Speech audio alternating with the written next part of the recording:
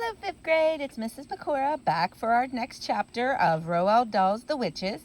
So I'm outside on this beautiful fall day. So if you hear some noises, you might hear birds, you might hear the squirrels, you might hear people riding their dirt bike, and you might hear my puppy playing with his broom or barking at nothing because he likes to sit here and just bark at nothing.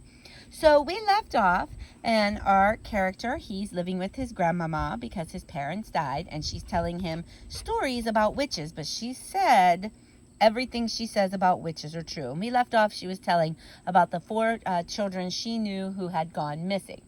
So let's read and see what happens next in Roald Dahl's The Witches. There he goes, right under the table. Sorry, boys and girls. This is a little shaky. All right, so here we go. How to recognize a witch. The next evening, after my grandmother had given me my bath, she took me once again into the living room for another story. "Tonight," the old woman said, "I am going to tell you how to recognize a witch when you see one." "Can you always be sure?" I asked. "No," she said, "you can't, and that's the trouble, but you can make a pretty good guess." She was dropping cigar ash all over her lap, and I hoped she wasn't going to catch on fire before she told me how to recognize a witch. "In the first place," she said, "a real witch is certain always to be wearing gloves when you meet her." "Surely not always," I said. "What about in the summer when it's hot?"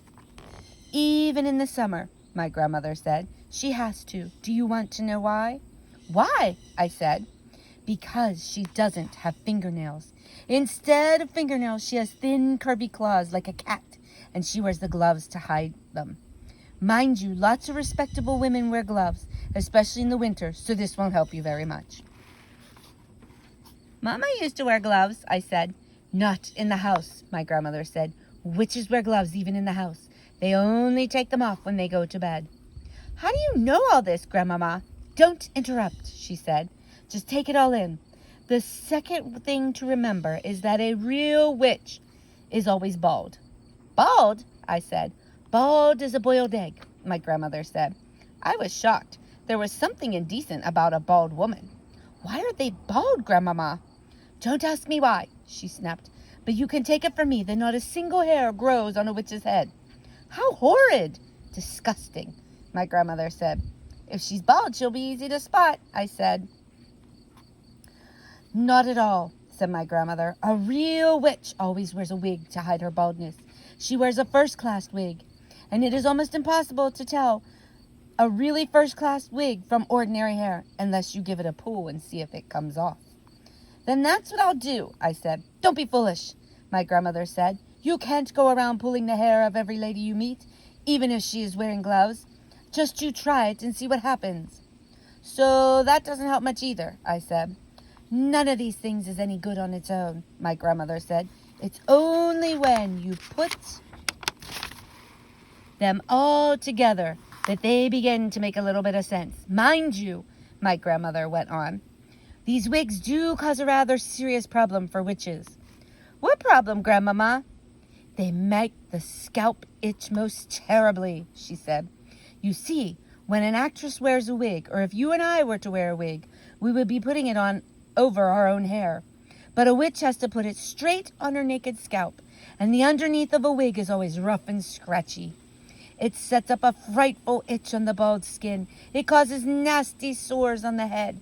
Wig rash, the witches call it, and it doesn't half itch." "What other things must I look for to recognize a witch?" I asked. "Look for the nose holes," my grandmother said. "Witches have slightly larger nose holes than ordinary people. The rim of each nose hole is pink and curvy, like the rim of a certain kind of seashell." "Why do they have such big nose holes?" I asked. "For smelling with," my grandmother said. "A real witch has the most amazing powers of smell. She can actually smell out a child who is standing on the other side of a street in a pitch-black night." "She couldn't smell me," I said. "I just had a bath." "Oh, yes, she could," my grandmother said. "The cleaner you happen to be, the more smelly you are to a witch." "That can't be true," I said.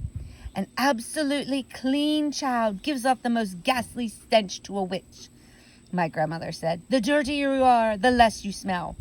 "But that doesn't make sense, Grandmama." "Oh, yes, it does," my grandmother said. It isn't the dirt that the witch is smelling. It is you. The smell that drives a witch mad actually comes right out of your own skin. It comes oozing out of your skin in waves, and these waves, stink waves, the witches call them, go floating through the air and hit the witch right smack in her nostrils. They send her reeling. Now wait a minute, Grandmama. Don't interrupt, she said.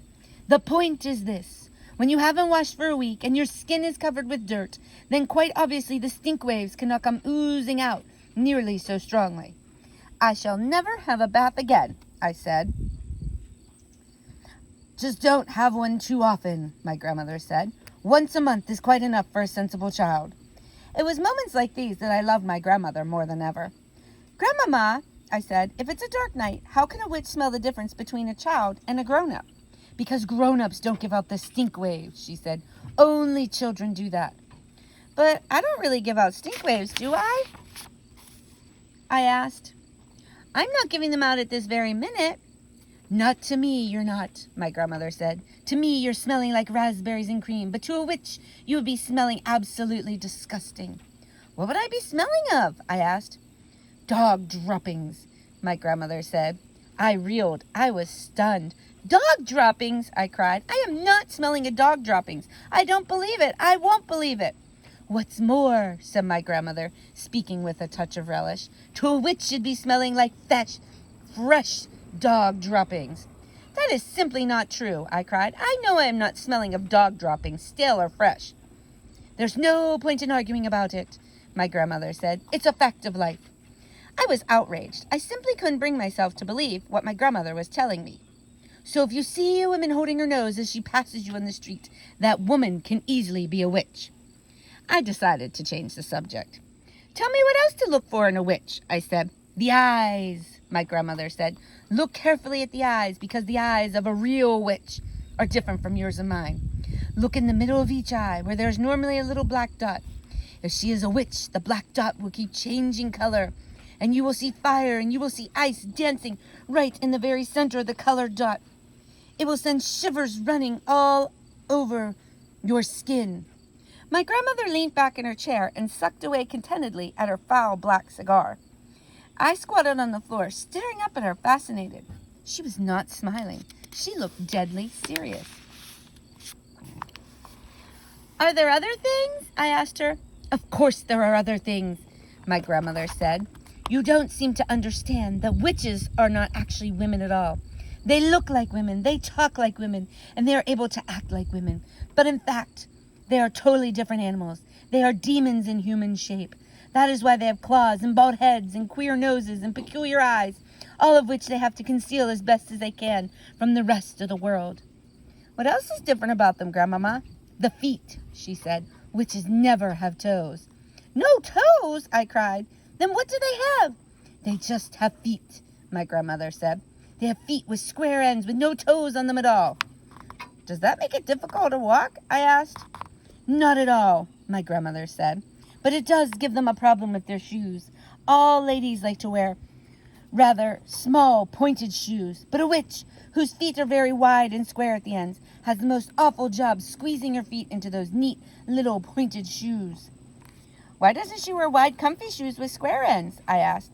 She dare not, said my grandmother. Just as she hides her baldness with a wig, she must also hide her ugly witch's feet by squeezing them into pretty shoes. Isn't that terribly uncomfortable? I said. Extremely uncomfortable, my grandmama said, but she has to put up with it. If she's wearing ordinary shoes, it won't help me to recognize her, will it, Grandmama? I'm afraid it won't, my grandmother said. You might possibly see her limping very slightly, but only if you are watching closely. Are those the only differences then, Grandmama? There's one more, my grandmother said. Just one more. What is it, Grandmama? Their spit is blue. Blue, I cried. Not blue. Their spit can't be blue. Blue is a bilberry, she said. You don't mean it, Grandmama. Nobody can have blue spit. Witches can, she said. Is it like ink? I asked. Exactly, she said. They even use it to write with. They have those old-fashioned pens that have nibs, and they simply lick the nib. Can you notice the blue spit, Grandmama? If a witch was talking to me, would I be able to notice it? Only if you looked very carefully, my grandmother said. If you looked very carefully, you would probably see a slight bluish tinge on her teeth, but it doesn't show much. It would if she spat, I said. Witches never spit, my grandmother said. They don't dare. All right, boys and girls, I'm going to stop there for today, and stay tuned for tomorrow and our next couple pages of The Witches. Bye-bye.